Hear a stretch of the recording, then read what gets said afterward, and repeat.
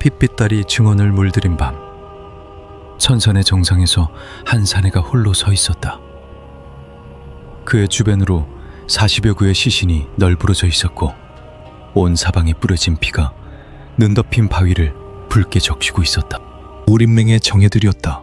아니, 정예였던 자들이었다. 이제는 차가운 주검으로 변해 칼바람에 얼어붙어 가고 있을 뿐이었다. 사내의 이름은 혈무진. 그의 눈동자가 붉은 달빛을 머금고 기이하게 빛나고 있었으며 온몸에서 피어오르는 검은 기운이 마치 살아있는 듯 꿈틀거리고 있었다. 저주받은 혈족의 후예, 천년 전 멜문당했어야 할 혈마신교의 마지막 핏줄. 그의 손에 쥐어진 검에서 한 방울씩 피가 떨어져 내렸고 그 피방울이 눈 위에 닿을 때마다 지직거리는 소리와 함께 하얀 눈이 녹아내렸다. 천산 아래에서 함성이 들려왔다. 500, 아니 1000명은 좋게 되어 보이는 무리민들이 산을 포위하고 올라오고 있었다.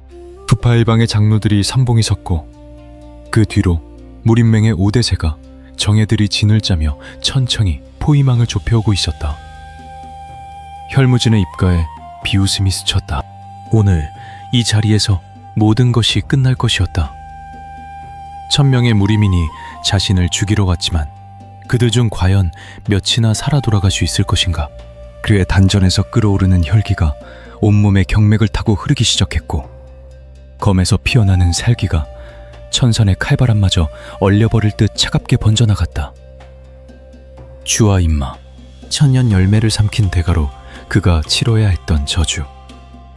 하지만 그 저주가 이제는 무림 전체를 집어삼킬 광기로 변모하고 있었다.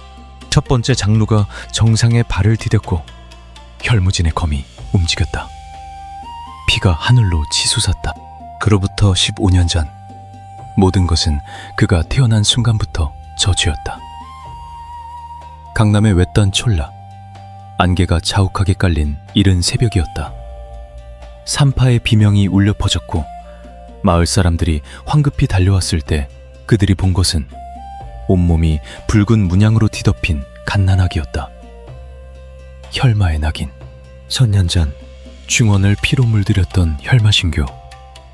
그들의 혈족은 태어날 때부터 온몸에 핏빛 문양을 지니고 있었으며 성장하면서 그 문양이 점점 짙어져 결국 주와 임마에 빠져 광인이 되거나 스스로 목숨을 끊는다는 전설이 전해졌다.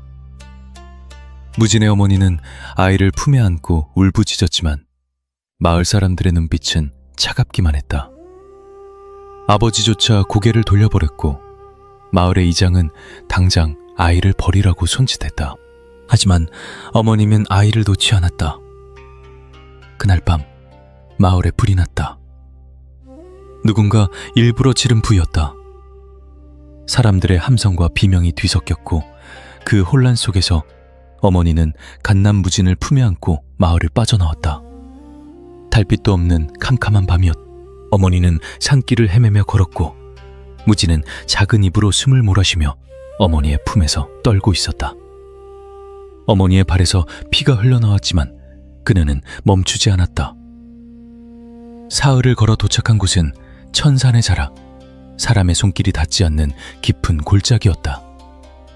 그곳에서 어머니와 무진은 10년을 살았다.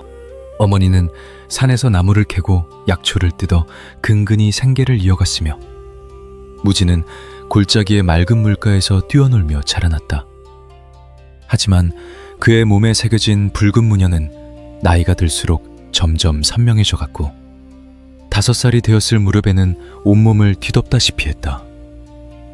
어머니의 눈빛에 걱정이 깃들었지만 그녀는 아들 앞에서 결코 두려움을 드러내지 않았다. 무진이 8살이 되던 해 봄이었다.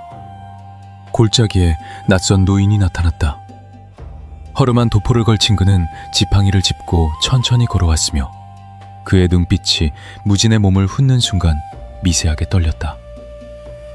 노인은 사흘간 그들의 오두막 근처에 머물렀고 무진이 물가에서 노는 모습을 멀리서 지켜보았다.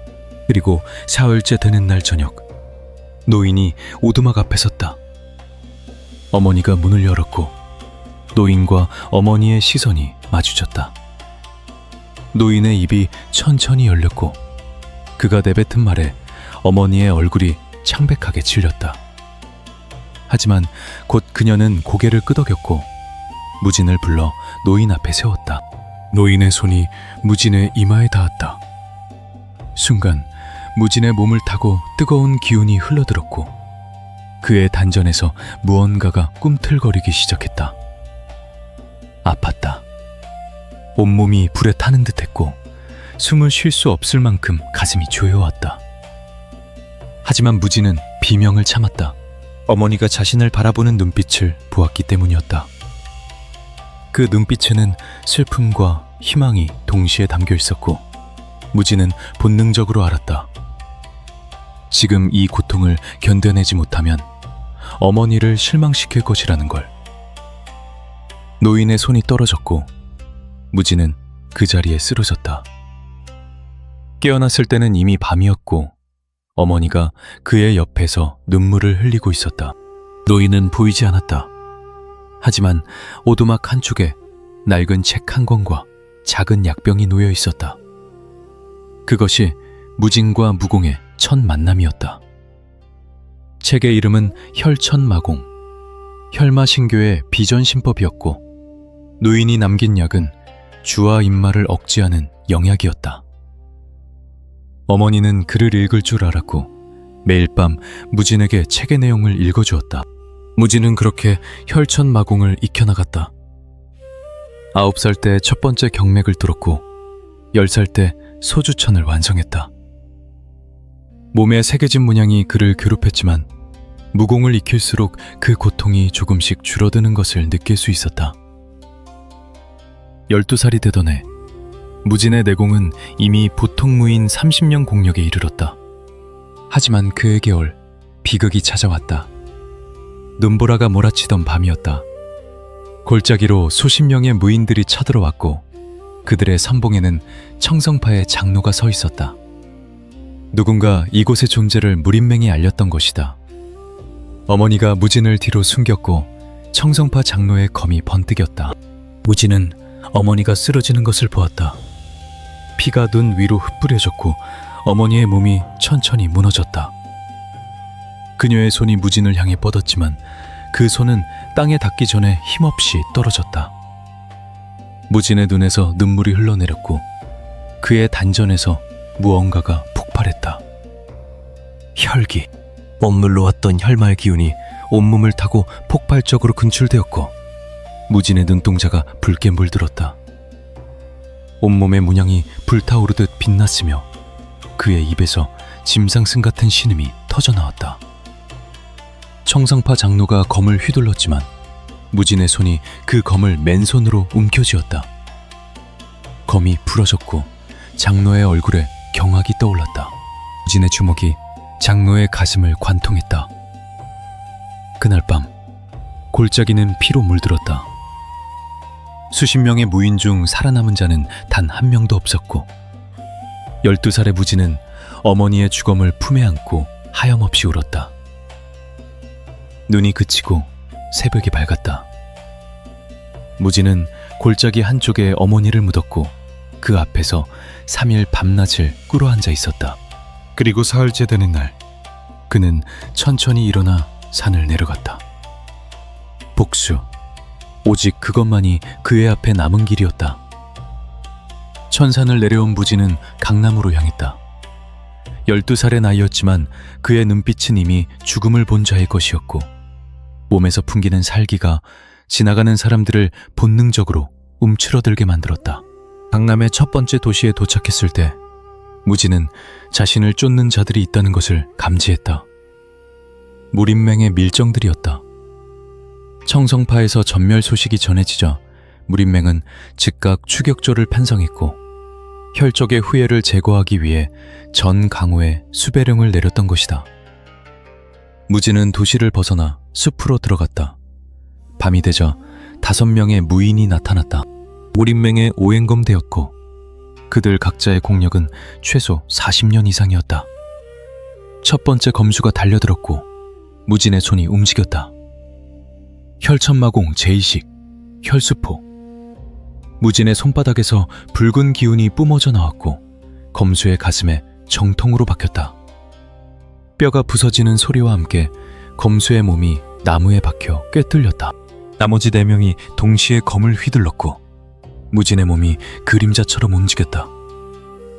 혈영신보, 혈마신교의 경신법이었고 달빛 아래 무진의 잔영이 수십 개로 갈라지며 검수들의 시야를 혼란시켰다. 검이 허공을 갈랐지만 무진의 몸은 이미 그들의 등 뒤에 있었다. 2번째 검수의 목이 꺾였고 3번째 검수의 단전이 무진의 장력에 찢겨나갔다. 남은 2 검수가 등을 맞대고 방어태세를 취했지만 무진의 공격은 멈추지 않았다. 그의 손에서 피어난 혈기가 검 모양으로 응축되었고 허공을 가르며 2 검수의 목을 동시에 베어냈다. 5구의 시신이 숲바닥에 쓰러졌고 무진은 피 한 방울 묻히지 않은 채 그 자리를 떠났다.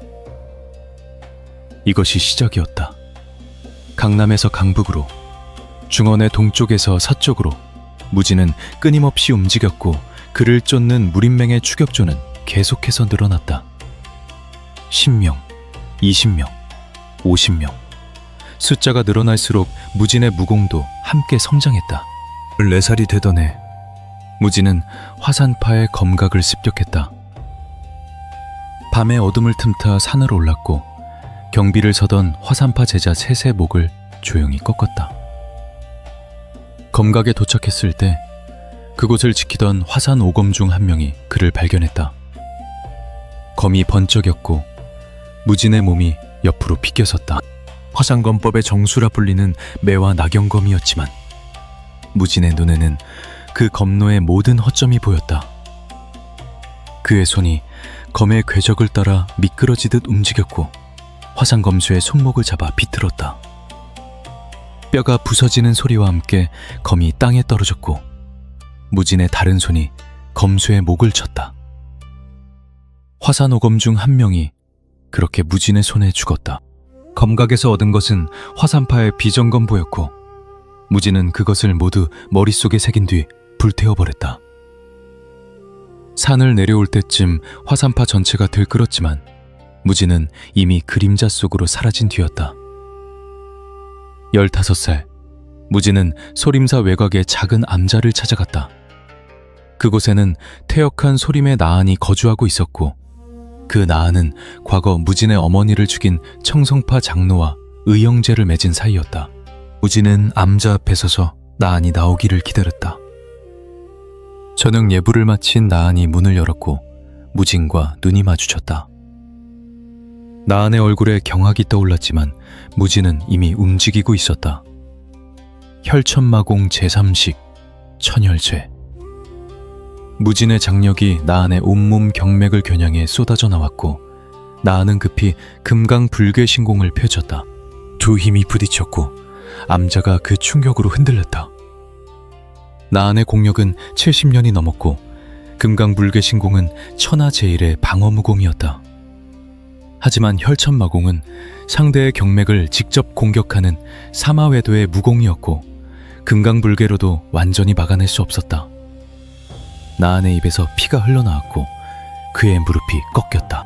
무진의 손이 나한의 머리를 움켜쥐었고 혈기가 두개골을 관통했다. 나한의 몸이 쓰러졌고 무진은 그 위에서 차갑게 내려다보았다. 하나. 복수의 목록에서 첫 번째가 지워졌다. 무진은 암자를 떠나 다시 강으로 향했고 그의 뒤로 소림사의 추격대가 출동했다는 소식이 들려왔다. 16살이 되던 해 가을, 무진은 마침내 중원 무림의 중심부인 낙양에 도착했다. 이곳은 무림맹의 본거지였고 천하의 모든 정파가 눈을 부릅뜨고 감시하는 곳이었다. 무진이 낙양에 나타났다는 소식이 전해지자 무림맹주가 직접 회의를 소집했다. 구파일방의 장문인들이 모였고 5대 세가의 가주들이 자리했다. 무림맹주 천무국의 눈빛이 차갑게 가라앉았다. 혈족의 후예가 이미 10여 명의 무림 고수를 죽였고 이제는 감히 낙양까지 들어왔다는 것이 그에게는 무림맹에 대한 도전으로 느껴졌다. 천무극의 입이 열렸고 명이 떨어졌다. 혈무진을 생포하라. 아니, 죽여도 좋다. 단 그 목을 무림맹 앞에 걸어야 한다. 200명의 무림맹 정예가 출동했고 낙양의 모든 출입구가 봉쇄되었다. 무진은 객전의 작은 방에서 창밖을 내다보았다. 거리 곳곳에 무림맹의 무인들이 배치되어 있었고 지붕 위로 경공을 펼치며 이동하는 그림자들이 보였다. 포위당한 것이다. 무진의 입가에 미소가 스쳤다. 좋다. 이제 더 이상 도망칠 필요가 없었다. 정면으로 부딪히는 것도 나쁘지 않았다. 밤이 깊어지자 무진은 방을 나섰다. 객잔의 주인이 그를 발견하고 소리를 지르려 했지만 무진의 손이 그의 목을 스쳤고 주인은 기절한 채 쓰러졌다. 무진은 객잔을 나와 낙양의 중심부로 걸어갔다. 달빛이 거리를 비추고 있었고 무진의 그림자가 길게 늘어졌다. 첫 번째 무림맹 무인이 나타났고 무진을 보자마자 신호탄을 쏘아 올렸다.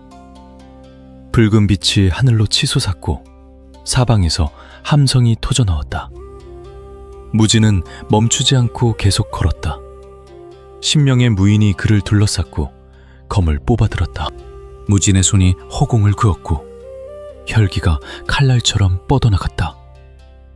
3명의 목이 동시에 잘렸고 나머지는 혈기에 맞아 날아갔다. 20명이 추가로 달려왔고 무진의 몸이 그들 사이로 파고들었다. 혈영신보가 발휘되었고 무진의 잔영이 20여 개로 갈라지며 무인들을 혼란에 빠뜨렸다. 진짜 무진의 장력이 그들의 등을 쳤고 단전이 터지는 소리와 함께 비명이 터져나왔다. 50명, 100명, 200명. 숫자가 늘어날수록 무진의 혈기도 더욱 강렬해졌다. 그의 눈동자가 완전히 붉게 변했고 온몸의 문양이 불타오르듯 빛을 발했다. 주와 인마의 징조였다. 하지만 무진은 그것을 억누르지 않았다. 오히려 받아들였다.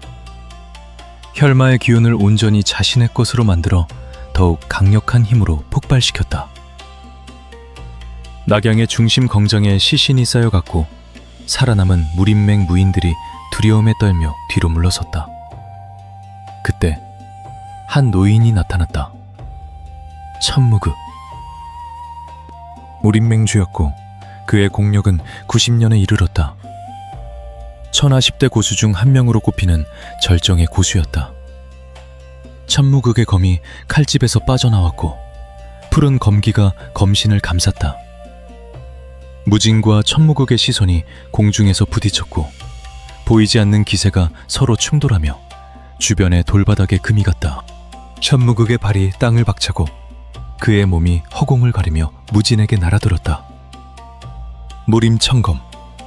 무림맹의 비전검법이었고 그 첫 초식이 무진의 급소를 향해 쏟아졌다. 무진의 손이 움직였고 혈기가 방패처럼 펼쳐져 검을 막아냈다. 왓! 두 힘이 부딪히며 충격파가 사방으로 퍼져나갔고 주변의 건물 기와가 산산이 부서져 날아갔다. 천무극의 얼굴에 놀라움이 스쳤다. 16살의 소년이 자신의 검을 막아냈다는 것이 믿기지 않았다. 하지만 무진은 거기서 멈추지 않았다. 혈천마공 제사식, 혈용 참천. 무진의 양손이 허공에 용의 형상을 그렸고 붉은 기운이 거대한 용의 모습으로 응축되어 천무극을 향해 돌진했다. 용의 입에서 뿜어져 나오는 혈기가 공기를 찢으며 귀청을 찢는 소리를 냈다. 천무극의 검이 연속으로 움직였고 무림천검의 마지막 초식인 천검파공이 펼쳐졌다.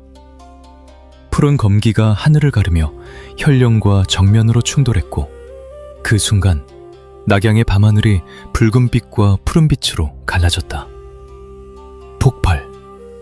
엄청난 폭음과 함께 광장의 중심부가 거대한 구덩이로 변했고 주변의 건물들이 무너져 내렸다. 연기가 거치자 두 사람의 모습이 드러났다. 천무극의 입에서 피가 흘러나왔고 그의 검이 반쯤 부서져 있었다.